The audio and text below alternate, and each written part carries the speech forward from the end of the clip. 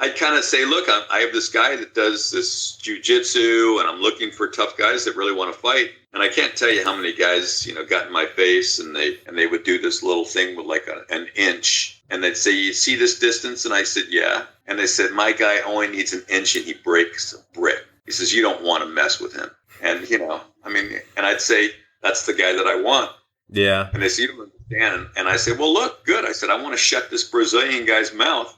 So if you can arrange the fight." And I heard talking, such little action, and I'd bring over certain guys and, guys that have different backgrounds. And they always there was never like rules, except they said, look, he didn't say you can't kick me in the groin. He says, "I'll tell you what, though, if you try to gouge my eyes," he says, "you're going to get hurt." So the guys would keep fighting to a certain. Welcome, friends and family and enemies, to the Matrix BJJ podcast. My name is Paul Tokizolu, and I'll be your host today and probably tomorrow too. My guest today is Richard Bresler. Richard is a black belt in Brazilian Jiu-Jitsu who has been training for over 30 years. Richard was the first American student to ever sign up for a Gracie Jiu-Jitsu lesson with Rorion Gracie. Over 30 years later, Richard is still training and teaching Brazilian Jiu-Jitsu. Thanks for tuning in to my conversation with Richard Bresler.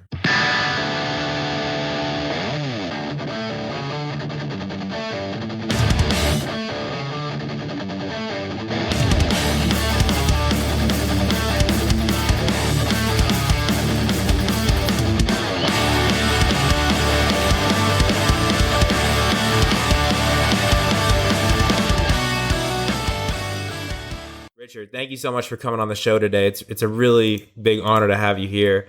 How's your day going? So far, so good. Thank you for having me. Yeah, man. So, from my understanding of you, from what I've looked up and from what I've heard from others, like Phil Migliaris, who introduced us over Facebook, and you were one of the first American to start training jiu-jitsu in America. Is that true? Well, I was the first. There may have been a couple other people who took a class or two with Rorion, but I was the first regular student. Oh, okay. So gotcha. There may have been one or two people, but people who start on a regular basis, I was the first. And because Rorion had his little notebook, like when people came for classes, he had him like a little ledger book, all the names. And I always listed number one, because really I was the first one who signed up for regular classes. So there's no one in the U.S. that I know of that's been doing jiu-jitsu longer than myself. They may have more hours on the mat, but I started July of 1979. Wow, it's a long time ago. Yeah, man, that's so cool. Back in the early days, the Wild West, and you're still training. That's incredible. That's a testament to jiu-jitsu right there. That the first person who ever really signed up for jiu-jitsu is still training and teaching. I train more than I teach more than I train, right? Just because. The older that I get, it's hard on the body. I've modified the way that I train. I'm selective with who I train. I train people because what I've realized being in my 60s, that if you want to last, you have to modify the way you do it. So I've started teaching people to say, look, guys, no one ever thinks about tomorrow. Mm-hmm. And I said, I think about tomorrow because tomorrow is here for me. It's when I was on the mat, I didn't have a care. Starting in my 20s, in my late 20s, I trained for probably maybe 6 or 7 hard years, just, without a care. Just, I'd go on the mat, and then I started getting, sore. My recovery time wasn't as good as it was when I was younger. And the guys were always bigger. I'm, probably was 150 the whole time I was training. Wow. And it's hard on the body when you're going against big guys. Yeah. So, I modify it. I teach guys not to play the game too much where they're stacked up on their neck and spinning around, and, because I know what it's like on the body. I also work part of the thing that I do is I also work on people's muscles, and the muscle work that I learned, that I got on me, that I learned, helped save my neck, because my neck was really tweaked from doing jiu-jitsu. So I learned a lot about muscles. I learned about what not to do and what to do if you want to last. It's not building up a lot of strength like a lot of people think. It's having your muscles, knowing what their limitations are, how to treat yourself. That's really interesting. How do you train? How do you train your different muscles to behave like that? Well, not training your muscles. It's having. I got involved. I met this guy back in 1992, and he was a chiropractor. Probably still is a chiropractor, but he was doing these muscle treatments on people, and he was charging $5 for 10 minutes. It's pretty good. So I gave him $5. I said, look, $5, 10 minutes. I went like, okay. And my neck, just in that 10 minutes, I went like, oh my God, my neck feels better now than it did, than it ever felt in a long time. And I was getting regular chiropractic treatments, because I had students that were chiropractors. They would adjust me, and I'd always, like, a couple days later, it'd be right back where it was. And then I got hurt teaching a class in 90. I kept this guy's card because back then he was charging $100 an hour. And I went like, wow, that's a lot. I said, I'll keep your card. I don't expect to see me anytime soon. Just started teaching jiu-jitsu. So, $100 for a pop back in the 90s, was a lot. But I got injured teaching a class. I ended up turning in getting a work comp claim. I don't know if they have work comp where you're at. When you're working for a company, if you get injured on the job, insurance will cover it. Right. And I called this guy up, and he started treating me, and he took care of the injury, and then he realized on the other side of my neck, which was the real bad side, he started working on. And within about 3 months of getting worked on regularly, my neck, where I was limited, where I couldn't turn one way without being in pain. And I was always felt like my neck was catching. And then I got this, after close to 2.5 months, I could turn my neck both ways, and I had full mobility in my neck that I hadn't had in years. Yeah, that's awesome. So the guy started showing me privately. He started, I helped him out I loaned him a little bit of money, and he taught me privately. And I spent a few years learning and studying, and I learned from this other chiropractor, and then one thing led to another, and I started doing it too. So it's kind of like I learned to do it, so I teach and I do this, and so it developed a work. So I found things that I really enjoy doing, things that are helpful for my body, for other people's bodies, and as long as teaching jiu-jitsu. So it's kept me pretty much out of pain. That's awesome. That's really cool. People on the podcast who listen to podcasts are probably tired of hearing me talk about it, but I recently got really into yoga, and I feel the same way. Anything you can do to help other people, but also yourself, learn about how to prevent injuries and get more mobility and stuff like that. It's very important, and you need it to counter jiu-jitsu, because jiu-jitsu is very hard on your body in a lot of ways that people don't even know. Especially you get so tight. To defend in jiu-jitsu, you make everything very small. Whenever you're in side control and you're on the bottom, you're making yourself very, very small, and everything as close together as you possibly can. And you need things like yoga or chiropractic to kind of open you back up and allow you to move in all the ways that you're really supposed to move. What you said as far as closing yourself up, you're contracting. Yeah. And And one of the things about having your muscles worked on regularly or doing yoga, I mean, I discovered something called the melt method, and it's a soft foam roller, not the hard that most people think about when they think about foam rolling. But I also discovered this, and it's very helpful to relax the muscles.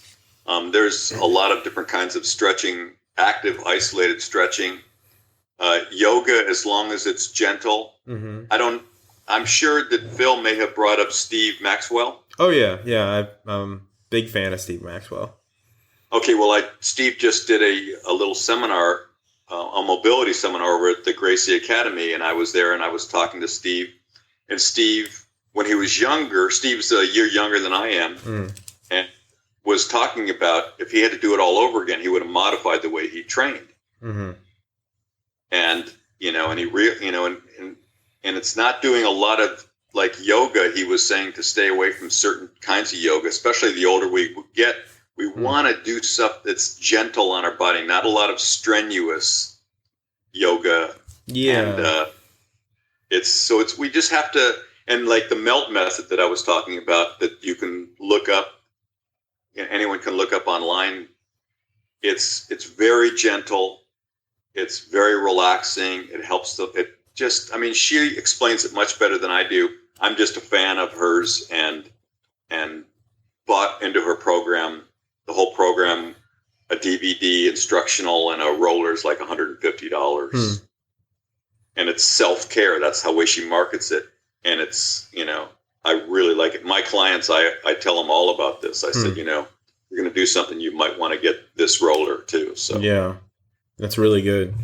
Recently, Steve Maxwell was on the Joe Rogan podcast, and he was saying that the only people that he tries to listen to anymore are people who are in their 70s, 80s, and 90s and still working out and still mobile and strong and healthy. And he was saying, like, why would I listen to a 30-year-old or a 25-year-old who is going to tell me to squat a ton of weight or, I don't know, train in a way that's really hard on your body? And something I've tried to do lately. But you're right. It's there's a lot of things like yoga that can be very strenuous if you do it a certain way, and that taxes your body too much. Yes. Well, you have to. People don't. When you're young. I mean, look, I teach and I'm around people who do this fitness, and one of the things that it was very refreshing to hear Steve talk, because I've been saying this for a while, and Steve said, a lot about working out is the rest period in between, your recovery. And most people, they're on a schedule and they go to train and it's like, well, this is my day to train and it's Monday, Wednesday, and Friday or whatever it is. And they do it. They pay no attention to how they're feeling. And it's so important I don't know if you've heard of Ayurvedic medicine. No, I haven't. Can you explain? Ayurvedic medicine. Have you ever heard of a doctor called Deepak Chopra? I think so, yes, but I'm not too familiar with their work. Well, Ayurveda is the science of health that comes from India. And I was listening to, I forgot the guy's name right now, but one of the things that he says before you work out, he says, take your pulse. And this guy's trained Olympic athletes. And not Deepak Chopra, but this other guy, John Gouliard, his name is. Okay. And he said, take your pulse and then work out hard. And then the next morning, and you take your pulse in the morning. Next morning, you take your pulse again. If it's elevated 10% or more, that's a rest day or an easy day. And you don't work out hard again until your pulse is normal. Because that means if your pulse is elevated, your body's working hard to repair itself. You don't want to start adding injury to insult. If you're still working hard to repair and you do another hard workout day, you're not helping your body to recover. And it's a very baseline thing that people can do, because they have to start doing it if they want their body to last. Find a way that makes your body last. I've heard a lot of people talk about that, actually. A lot of people who train very high level athletes talk about taking the pulse and checking your heart rate and things like that. I don't do it, but you've inspired me to look into it more. You're young. Of course you don't do it. Yeah, I know. I should. I should. Exactly. I try to listen to my body, but sometimes I'm not listening hard enough, and then I regret it later. Well, I think it's something that as you start to get older, you start to feel it. And I'm pretty sensitive, so I start to feel much, much faster than most people. And the older that I've gotten, the more, that I feel and the more that my body reacts. So, as we age and we don't have that same kind of recovery, you'll start listening more and you'll start honoring what your body's telling you. So you said, Steve said that if he could change how he worked out when he began, he would. How would you change the way you trained jiu-jitsu when you first started, if you could? That as well, he's talking about jiu-jitsu. Oh, too. I understand. Okay. Because, he said, when you're an upper belt, you don't want to tap to the lower belts. And he said, God, knowing now if a person works hard to get something, anyone can catch anybody, and, the older we get, the our reaction time slows. I just had I listened to a conversation a couple days ago between two guys going like, well, what's better, speed or strength? And I told him, I said, and one guy said, well, speed's much better. And I said, either one you train, you're going to lose. Right. You get to the point, you're going to lose your strength, you're going to lose your speed. The only thing you have left is technique. Mm-hmm. So I would probably just go a little easier and realize that, I remember I was teaching back in Torrance. This is years ago, probably close to over 20 years ago. And I was a brown belt, and there was a guy, one of the students who was a blue belt, and we were rolling on the mat, and I was in his guard, and I let him catch me in a triangle. I didn't have a lot attached to it. And the guys that were watching me train were some of the teachers, another brown belt and a purple belt. And they saw that. And then, I tapped and I got up and they said, Richard, don't let the guy catch you. And I'm like, I said, it's not, I said, the guy, I gave it to him. I wanted him to feel good about what he's doing. Yeah. And then they kind of pressured me in. So I went back on the mat with him and he got in my guard, and you could see the guy was really feeling pumped up. And then I caught him. I snatched him in a triangle in about 15 seconds. And, and they looked at me and, and I'm like, and they said like, yeah. But I didn't feel better about myself for doing that. It was kind of like I gave in to the pressure of the guys saying, don't let the guy catch you. Yeah. But, we all have that little bit of an ego, a lower belt, but the older that I get, I know a great blue belt can surprise me. Mm-hmm. Yeah. So I'm not, I have less attached to that now. So I would just go a lot easier and less ego. But that takes practice. It's almost like it takes practice, and it takes a while for you to be fully understanding of that. I'm not there. I've been training for 6 years. I'm not there. I'm trying to get there. But it's almost like you have to have so much time in the sport or in the art to understand how to go slow and how to use technique.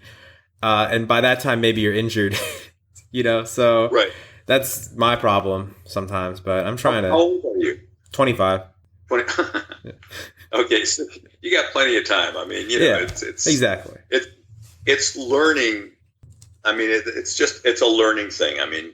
Because when I started out having private classes, I was really in the right place at the right time to have only private classes for quite a long time. Mm-hmm. And when you're practicing something, and one of the challenges that I see when Rorion would teach me a class, he would put himself in the right position so I could practice the move the most efficient way possible. And the most efficient way possible was for me to relax as I'm practicing. So a lot of times, because it's martial arts, I show a move, I do it nice and slow and relaxed, and then the guys practice and they're going really hard using a lot of power. And I said, guys, be like little monkeys. I do something, you do something. copy what I do. I'm not doing it fast. I'm not using a lot of power. So do it like that. Mm-hmm. And the idea is to do it enough times like that. My mantra in class, anyone who's taken my classes knows that you'll probably hear me say the word relax in my class more than any word. Mm-hmm.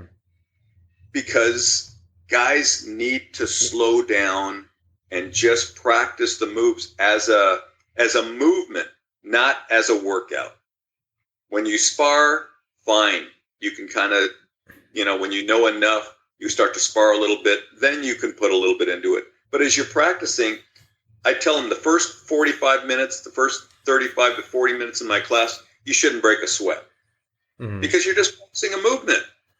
Yeah. And when you're breaking a sweat, you're working too hard. And, guys spar and they come out after like a couple minutes and they're winded and they're going like, oh, man, I got to work on my wind. And I said, maybe not. I said, I'll tell you what you need to do, though. Every muscle in your body is tensed. Yeah. So that's the problem. It's not that you're not in shape, you may not be, but practice one by closing your mouth when you train. Just do nasal breathing, keeps your body relaxed.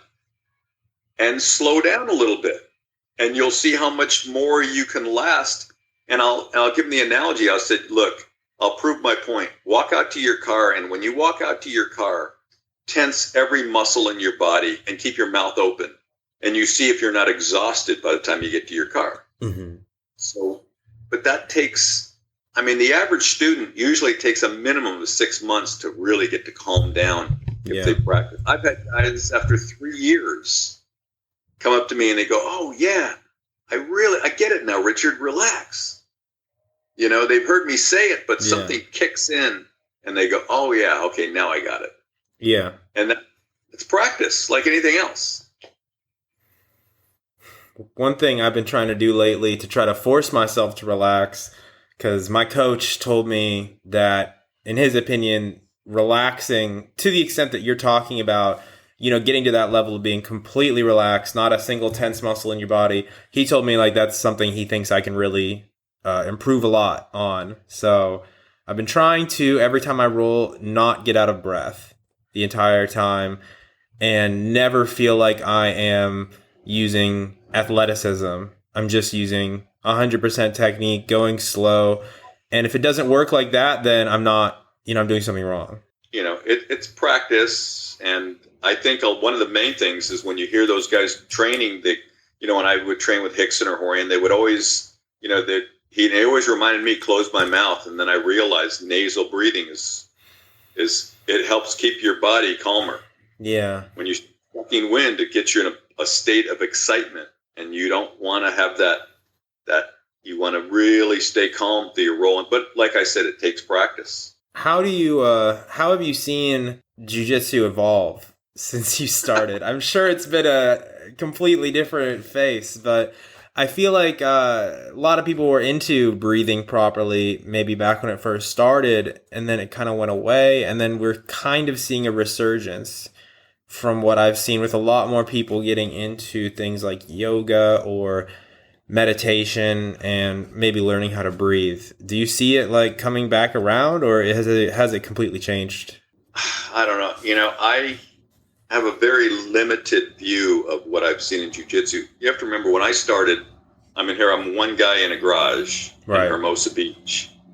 And then, then all of a sudden there'd be 2 and then 3 and, and there's a few more guys. And because of the way that I started out, him giving me immediate feedback, him being Rorion, I would do a move, like I'd do a collar choke on him and my body would be tense and he would do this. You could explain, he'd go like, pat my shoulder and go, relax. He would keep doing that until my whole body would I'd do technique. So I learned a way without really having to experience any of the other things like a lot of people are doing today for yoga, breathing techniques. Although breathing techniques are extremely important, I don't know what the masses are doing because, I'm in my little bubble where I teach and then I'll go over to the Gracie Academy and I'll watch there, but I don't see what the masses out there are doing. I mean, I know that guys like Phil, guys like Steve, that have been in this area for years, that keep on spreading the word about how they train, which is extremely important. But I see also a lot of guys, and this is where the big debate comes in, street or sport. And when you're doing sport, guys train for a different reason. And I tell them, I said, look, I don't have any problem with doing sport jiu-jitsu, but if you don't educate your reflexes for the real thing, and you do sport jiu-jitsu and you get in a fight, and maybe someone ends up in your guard, and if you're not used to being lifted up and slammed, you could be in trouble if you grab them in a triangle or an arm lock and they lift you up and slam you because you're not used to it. Back when we did tournaments, back last century, a long time ago, was, we had slamming. Yeah. So guys, we were always ready to, like, guy lift you up, uncross your legs, be ready to break the fall. And but because of liability reasons, they've stopped slamming. I also keep reminding the guys, look, there's things you can do to prevent someone from lifting you up. But in the early, days when you do a blue belt, even some purple belts, you get lifted up and slammed. I mean, I've seen black belts get slammed. I mean, yeah. I forgot the guy's name. There was a tournament back in the 90s where he hit on Gracie. I'm sure I forgot the guy's name, but he lifted up and slammed the guy and knocked him out. It's how we train.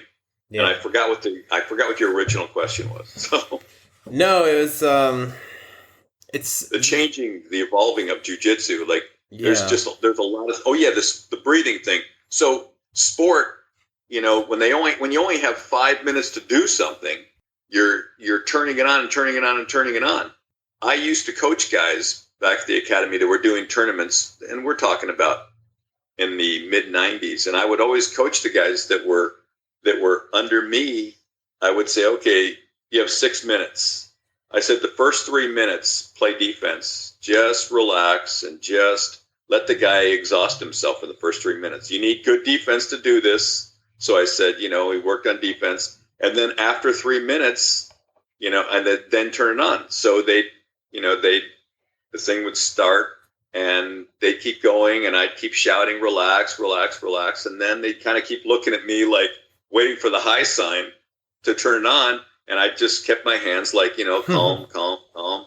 And then all of a sudden about the 3 minute mark, I would kind of I'd snap my fingers and I'd say, okay, now, and the guys that I was coaching won more often than not because they let the other guy, spend out. So if you're really talented and very athletic and aggressive, maybe you can get the guy in the first 3 minutes. But if you can't, you're in trouble. You got to exhaust them. That's right. You got to exhaust them. And if you have a super fit athlete and you only have 6 minutes, then it's a challenge. Yeah. And that's how jiu-jitsu, and that's why, you hear about these, like the Vale Tudo in Brazil and Helio Gracie fighting 3 hours and 45 minutes or 3 hours and 40 minutes, whatever it was. I mean, like Rorion said, who the hell could even sit there and watch for 3 hours? Yeah. Yet fight for 3 hours. So, it's crazy. It's crazy. I can understand though how he would be able to do it. I couldn't do it, but I understand the strategy.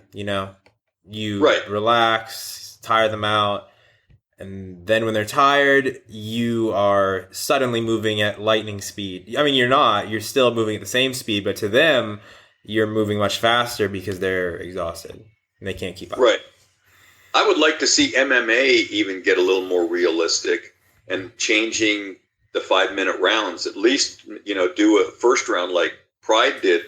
Right. At least 10 minutes or even 15 minutes. I mean, put it out there and see, it's not, so it becomes less about the athlete and more about the art. Right. I agree. And, because it's turned into such a sport now.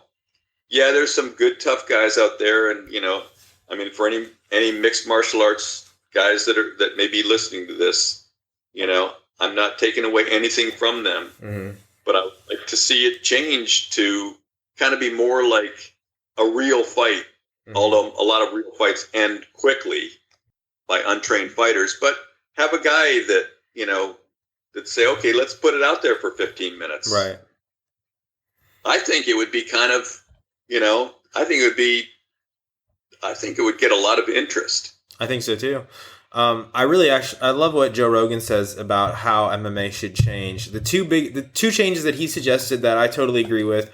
One is that it should be on a basketball court, not in some cage. It should be like in a field. You can run around, you can, tackle each other. You have all this room to move. You're not just in the cage where they can use the walls and stuff like that. He was saying like, we need more space. You can't just let people get boxed up. People should be able to move a lot further. So I like that one. And I also like, he said, rounds are debatable. We can debate rounds, but if you are going to have rounds, at the beginning of the next round, you have to start everyone in the same position where they were when the last round ended.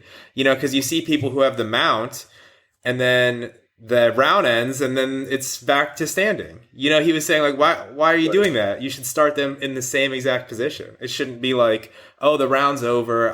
It doesn't matter that I gave my back at the end of the last round. You should be in the same position. So I feel like those two would make it much more realistic.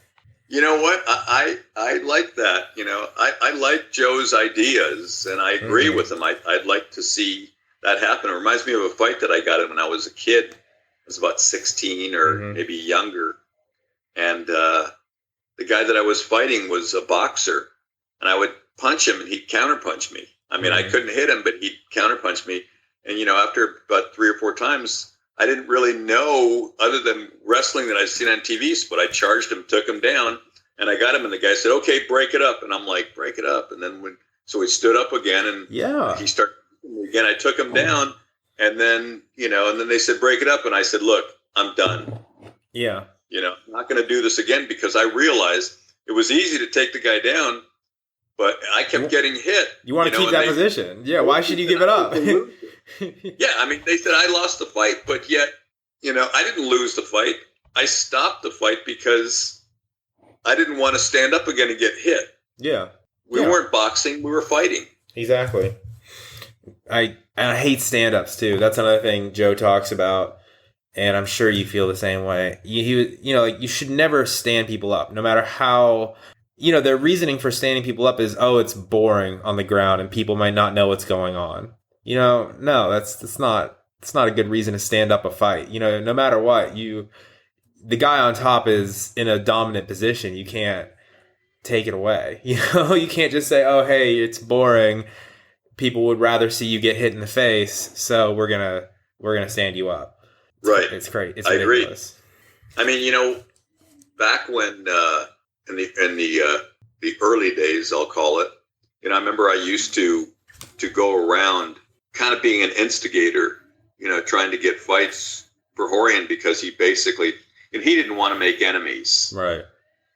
But he basically said, look, Richard, you can make enemies, because, you're not the guy who's fighting, but so I'd go in, I look for some of the toughest guys, and I said, hey, my sensei, my sensei can beat up your sensei. And, right. And I'd kind of say, look, I have this guy that does this Jiu-Jitsu, and I'm looking for tough guys that really want to fight. And I can't tell you how many guys, got in my face, and they would do this little thing with like an inch. And they'd say, you see this distance? And I said, yeah. And they said, my guy only needs an inch and he breaks a brick. He says, you don't want to mess with him. And, and I'd say, that's the guy that I want. Yeah. And they said, you don't understand. And I said, well, look, good. I said, I want to shut this Brazilian guy's mouth. So if you can arrange the fight. And I heard talking, such little action, and I'd bring over certain guys and, guys that have different backgrounds. And they always there was never like rules, except they said, look, he didn't say you can't kick me in the groin. He says, I'll tell you what, though, if you try to gouge my eyes, he says, you're going to get hurt. So the guys would keep fighting to a certain amount of, like back in the day, they'd come in there and they'd do the fight. But it was so much different, because it would end. Back then when guys didn't know what to expect, it was pretty simple. Now everybody knows, a certain amount of people train jiu-jitsu, but still the reality of the fight, like Joe was saying, don't stand the guy up.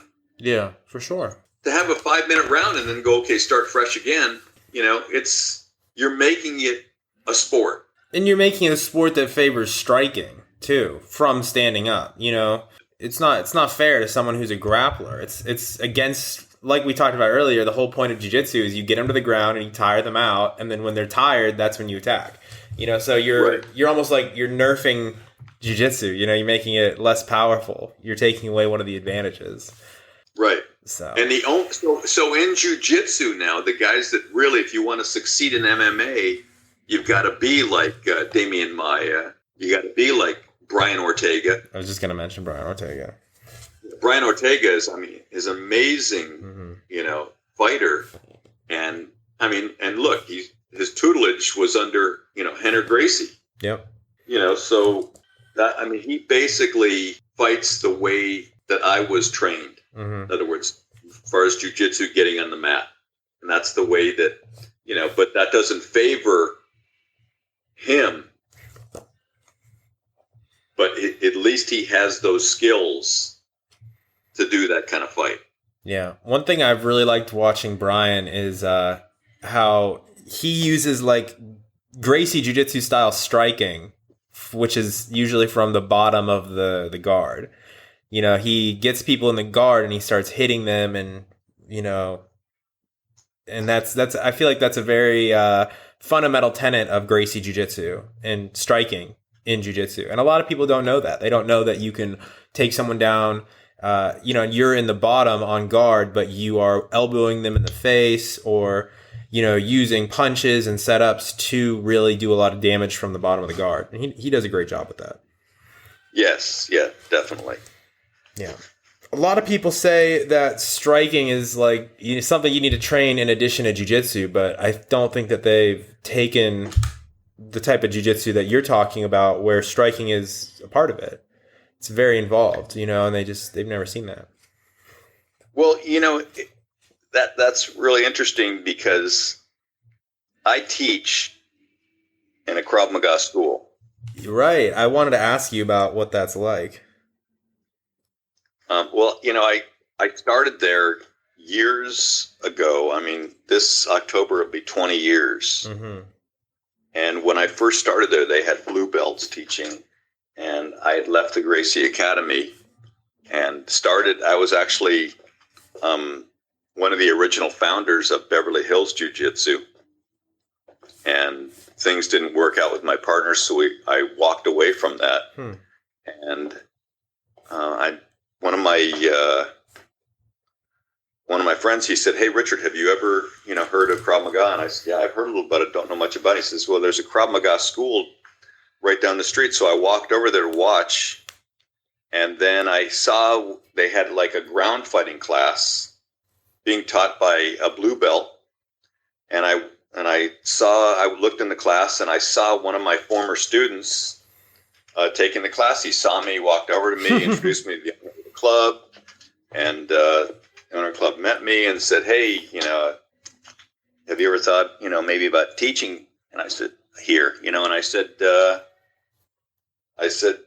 "Sure." I said, I'd be interested. So he said, "Well, why don't you come in, give me your number and I'll call you." So I gave my number. He called me the next day and he said, "So you want to come in and teach a class tomorrow night?"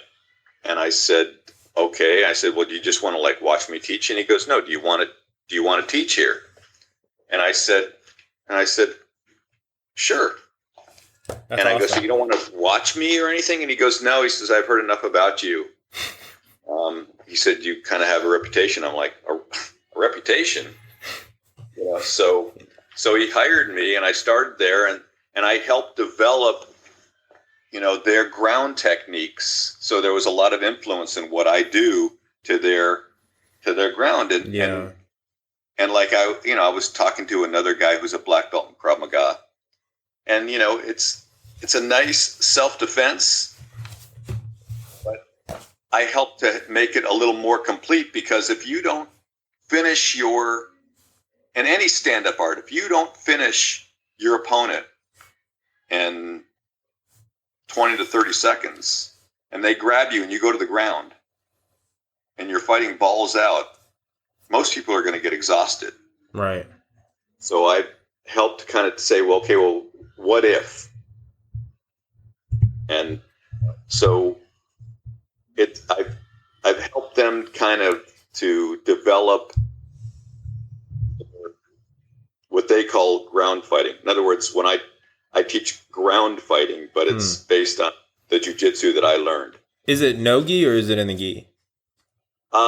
Most of it's no-gi. I teach 1 gi class a week. Okay, cool. That's awesome. That's really cool that you get to help them out. And, you know, a lot of jiu-jitsu people, I see them and they say, oh, Krav Maga, it's bullshit, you know, it'll never work. And then they don't work with them at all. You know, they're just saying, Krav Maga, forget it.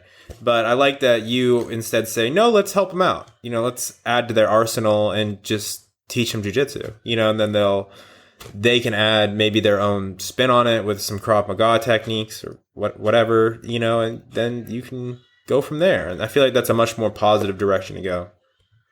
Well, the fighting styles, principles are all the same. So, you know, their stand-up self-defense, where I like to control a weapon, their movements are very similar. Like their guns, their weapons, defenses, you know, are really, they're really good. I've watched some of them. There's a lot that I like. There's some that I don't agree with because I've learned other ways. Mm-hmm. But, you know, their stuff is pretty simple and to the point. And that's their goal. They're not training people to be fighters. You're never going to get a guy that's like going, okay, I'm going to do Krav Maga and I'm going to go into the UFC. That's not what it's for. It's to help the average person have some kind of a way to protect themselves. Mm. So, you know, and that's what I've done is I've taken what they've done and helped to see what happens if it goes to the ground. Yeah. So, you know, but you know, the disadvantage is there's a lot of people who come out of the regular class and they're so used to being amped, and I have to get them to kind of say, okay, you've learned this. Now you got to really slow down and be calm and, you know, learn a different way. Just out of curiosity, do you give belts? Like, do you promote people to blue or purple belt or something like that? Or you just keep it no belts, you know, kind of, in other words, do you use like is the ground fighting a part of their Krav Maga belt system, or do you also give out jiu-jitsu belts?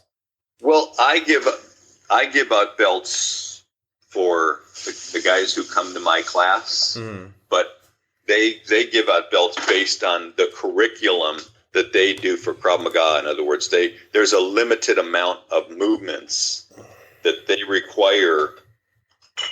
When they give a belt, they have to have, you know, X amount of techniques. Right.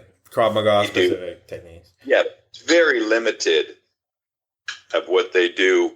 But when I give out a belt, and remember, because I'm teaching jiu-jitsu in a Krav Maga school, it's not a jiu-jitsu school. So most people, by the time they get to blue belt, if they're serious about jiu-jitsu, will go to a jiu-jitsu school. Right. Makes sense. So, you know, they'll get their blue belt from me and then they move on. That's cool. You know, that's great to the Krav Maga gym owners and the coaches or whoever leads the class, because they're willing to bring you in and they're not afraid. You know, they're not afraid of that people are going to like jiu-jitsu more. They just say, this is something that'll make our program better and it'll be good for the students, and let's bring in someone who's legit and who knows what they're doing instead of just having blue belts teach. Yeah. That's and great. You know, it's sometimes, I mean, when I've had a guy I have a guy that's been with me now for about 10 years. You know, a lot of guys will stick with me for about 5 years or so. And then if they're really serious about jiu-jitsu, I encourage them to go to a jiu-jitsu school. I said, if you really want to grow, and then I'll tell them which schools that I would go to. It's a kind of in a way, I mean, I'm doing what's best for them, but I hate to see them go. There's guys that, become friends, and you're kind of encouraging them for their best to go to another school.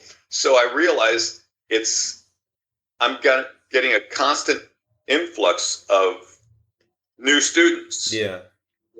So I really teach, like I said, mostly beginning and intermediate, because there's a turnover, because it's not a jiu-jitsu school where they're going to do a lot of progression. They'll stay, they'll learn. The one thing that people have said about me when they've been in my class for a while is that you come out of there with great foundation. That's awesome. Because, that's how I was trained. I mean, the basics. And when you look at some of the best guys out there, it's the basics that win the fight. I was today. I teach the beginners class on Saturdays, and I taught them the body fold takedown from the clinch. And we were talking about all the places that we've seen this hit in high level competition, whether it be the UFC or wrestling or very high level jiu-jitsu. The body fold takedown is like a day one takedown, but it works great, and I see that a lot with the basics. They work, or the fundamentals, I guess is a better term for them. They work at every level, and it's really cool to see. What made you start training jiu-jitsu when you first heard about it? Because nowadays people say, "Oh, I saw the UFC, I saw the UFC," or "I've heard about it, for so long, and I've always wanted to try." People know about it these days. But for you, why did you want to start? How did you hear about it? Well, first of all, I didn't hear about jiu-jitsu because, jiu-jitsu is something that I read in a magazine, right? Like Japanese jiu-jitsu or whatever. It was an advertisement like, you're getting bullied, learn jiu-jitsu. Something back in the, before I even knew what jiu-jitsu was. Yeah. And then I was. This is a long story. I'll give you the short version. I was in the fast food business, family business with my family, and so I was not happy with where I was in my life, and I was, doing drugs, going nowhere. And I happened to have a friend of mine that was in the water bed business, and I bought a mattress. And then right after I bought the mattress, like a couple months later, I said, it's cheaper for me just to buy the whole set. And I go, look, can I just get the set and get it because I already have a mattress? And he said, no, you got to get the whole thing. So I bought the whole thing, had an extra mattress. Back then in the 70s, we didn't have the internet, didn't have cell phones. So our phones were actually attached to a cord. Oh man, I've heard tell of these phones. I've never witnessed one. So I put an ad in the paper. This guy calls me up. We did have answering machines. Okay, good. And he left a message. And so when I got home from work, I called him. Rorion answered the phone, and he said, "I said, yes, someone called me about a waterbed mattress." And he goes, "That was my roommate, but he already bought one." And I said, "Okay." When I was about to hang up, and he goes, "But I want one." So I said, "Okay." Well, so he came over. Really confident guy, walks in very relaxed, and so after he, finagled 3 sets of sheets, brand new king size sheets in the package that I wanted to sell for $15 each. I gave him all 3 sets for $15 plus $25 for the mattress. So, and he says, "Look, I'm from Brazil, don't speak a lot of English, and I don't have any money." So the guy was a nice guy, so I gave him this deal. And then we're walking downstairs, and he goes, "Have you ever done any martial arts?" And, and I didn't want to sound like I didn't know anything. So I said, "Oh yeah, I boxed for like 3 months." And I said, "Why?" And he says, "Well, my family's from Brazil. We're a family of champions, and we've been doing jiu-jitsu for 65 years, blah, blah, blah, blah." And I'm thinking to myself, yeah, sure you are, buddy. So he said, "My friend, why don't you come by for a free class?" And I went, free class? Like, what do I have to lose? And I came over there, and it was like immediately, as soon as I was on the mat, first I was scared when I walked in the garage and I saw what was like. I'm like, oh my God, here we're in this garage and there's a knife on the wall, a club on the wall, a fake gun. And I'm like, what's going on? He might kill me, but we did this, and it was like so respectful, and and I did the class, and he showed me like how jiu-jitsu was, and I said, okay, I gotta do this. I mean, jiu-jitsu was it for me, and I needed jiu-jitsu really, really, badly in my life. Mm-hmm. So I signed up, and didn't really sign. There wasn't anything to sign up, but just like, okay, come back next week for a class. Yeah, $10 for half an hour. Wow, $10 for a half an hour. That's awesome. So I feel like he's probably jacked his rates recently. Since then. Yeah, I think he's getting 15 for a half an hour now. Right. A little inflation there. Yeah. But, not only was it $10 for a half an hour, but when we were through, he made me a glass of either fresh watermelon or fresh apple juice. He taught you the nutrition. Yeah, he started talking to me about nutrition and to make a glass of, he didn't have an electric juicer. He grated this stuff or used a blender and a juice bag for the watermelon. Apples, he would grate the apples, peel them, grate them, squeeze them through a bag. So, and he was, in the way he taught respect is he said, look, no one learns respect by bowing to somebody. He said, you get respect by giving respect. And so the more that I came and saw him, he was always very respectful to me. How can you not give back a person respect when that's the way they're treating you? Mm-hmm. So, it was, I liked it, and it was very much, he never was concerned too after I started learning about making me a competitor. He said, look, jiu-jitsu is about learning to defend yourself in the street. I wasn't really much for competitions. I did the early ones, for a few years, but I just wanted to focus on learning how to defend myself in the street if I ever need to. Yeah. Which I've been very successful, in walking away from fights. Right. I feel like that's the biggest takeaway that I've had as well, is how to avoid the fight and how to de-escalate situations and not have an ego. And one of the biggest things that jiu-jitsu teaches you is that you can get caught from anywhere, any position by any person. An untrained person might be able to do something to you that you didn't expect. And it teaches you to be humble. It's been great, man. Yeah. It's been great for me too. That's so cool. That's a very cool story of how the first person to really sign up for jiu-jitsu in America got started. And what's one of my brother's good friends back then, my brother never took jiu-jitsu, but one of his friends, I was talking to my brother's friend, and I said, I went over to the house and I said, hey, I just learned this art, and I said, I can take this beach towel and choke you out. And he goes, no way. So I wrapped it around his neck and did like a collar choke with it. And he was like, son of a bitch. And then he signed up. That's so cool. If you brought a guy over, learned a class, the guy to class, you got a free class. And so, that's so cool, man. And that's how it started. So he fell in love with it and did jiu-jitsu for quite some time. So it's but it was totally different. It was, our group classes were, after a while we're 6-7 guys. And, so it's now it's amazing. When about a year after I started learning, I needed to get out from the roommates that I was with because I was doing drugs and wanted to change my life. I was looking for a place to live, and Rorion also wanted to get a place. And so he said, Richard, I need a place. You need a place. He says, let's get a place together. And I was like, whoa. So that's where, that's cool. There's a video of me doing jiu-jitsu with Hickson back in October of '80. That was the first day in our house in Hermosa Beach known as the Garage. And the first week we were there, Hickson, Elio, and Carlos Gracie spent the week with us. That's so cool.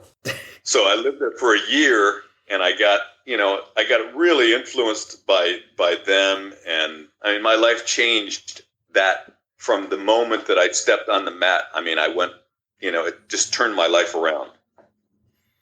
That is so cool. So for part 2, we'll have to do this another time because I have to walk out the door. No problem. Thank you so much.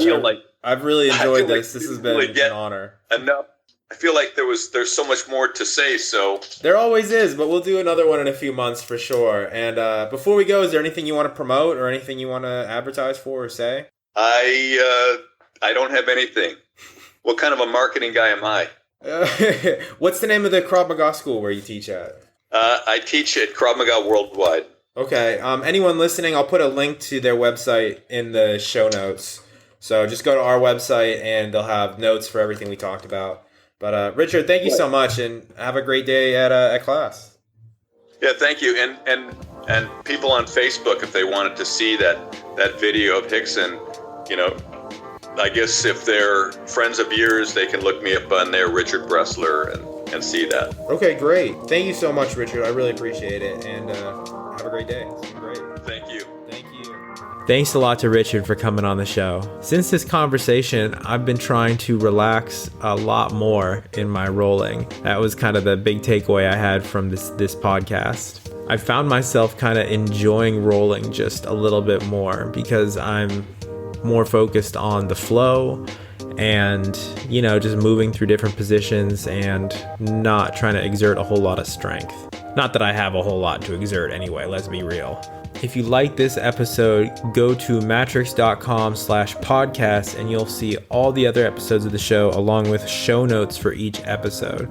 There's a comprehensive list of everything we talked about in this show with links to all those things. So go check it out at matrix.com. Additionally, if you've been enjoying the show, please go to iTunes or Stitcher and give us a 5-star rating and a review. It's a really helpful way to help us out. Helpful and help us out. How about that? You can also sign up for the Matrix newsletter to receive information about all the content that we're posting, and also to get some extra words of wisdom from me or Andreas. As always, thanks to our friends Vinny Russo and Waves Overhead for creating the music that you hear on this podcast. The song you're hearing right now is by Vinny Russo, and the song you're about to hear is by Waves Overhead. Both of these artists have been kind enough to let us use their music on this podcast. I can't talk today. You can find links to their work on our website. That's matrix.com. Give it up for To Make Amends by Waves Overhead.